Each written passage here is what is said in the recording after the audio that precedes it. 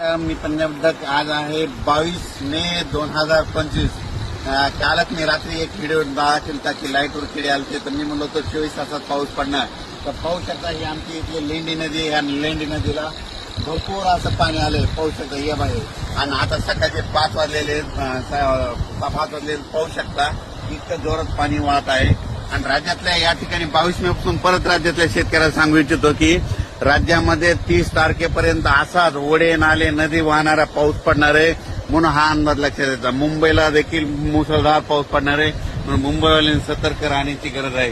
राज्यातल्या सर्व शेतकऱ्याला सांगू इच्छितो की राज्यामध्ये पूर्व विदर्भ, पश्चिम विदर्भ, दक्षिण महाराष्ट्र, उत्तर महाराष्ट्र, कोकणपट्टी, खानदेश, मराठवाडा 22 मे पासून तर 30 मे पर्यंत असा नदी ओढे नदी नाले वाहतील असा पाऊस पडणार आहे, म्हणून हा अंदाज लक्षात येतो. माझी सर्व शेतकऱ्याला विनंती की विजा कडकडत असताना झाडाखाली थांबू नका.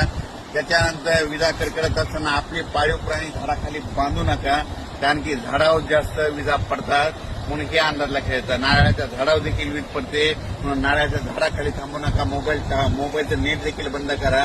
काल देखील 2-3 ठिकाणी मोटरसायकल चालत असताना मोटरसायकल विजा पडलेले 2-3 व्यक्ती महाराष्ट्रात दगावल्यात, म्हणून हे देखील लक्षात येतं. आणि राज्यात सांगायचं झालं तर म्हणजे हा पाऊस 30 तारखेपर्यंत दररोज 2-2 दिवस वेगवेगळ्या भागात पडणार आहे आणि जमिनीमध्ये चांगली 1 फूट वर जाणार आहे, म्हणून हा अंदाज लक्षात येतं. सांगायचं झालं तर हा पाऊस सांगायचं झालं तर सर्वात जास्त मुंबईला पडणार आहे, नाशिककडे पडणार आहे, त्याच्यानंतर कोकणात पडणार आहे, कोल्हापूर, सातारा, पुणे खूप पडणार आहे, म्हणजे नगर जिल्ह्यात देखील खूप पडणार आहे.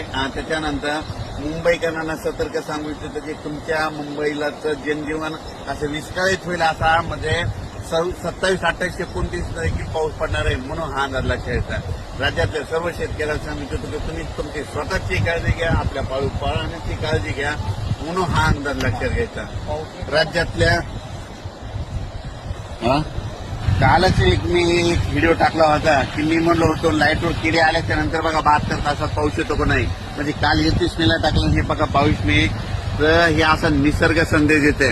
आणि आणखीन एक सगळ्यात महत्वाचं सांगतो, हे 15 मे ते 30 मे दरम्यान ज्या गावात जास्त पाऊस पडला त्या गावात पावसाळ्यात जास्त पाऊस पडतो आणि त्या गावाला झुकत मात्र राहतं, म्हणून हे सगळ्यांनी लक्ष घ्यायचं. हे कोणताच तज्ञ तुम्हाला सांगणार नाही. जर तुम्हाला एक सांगू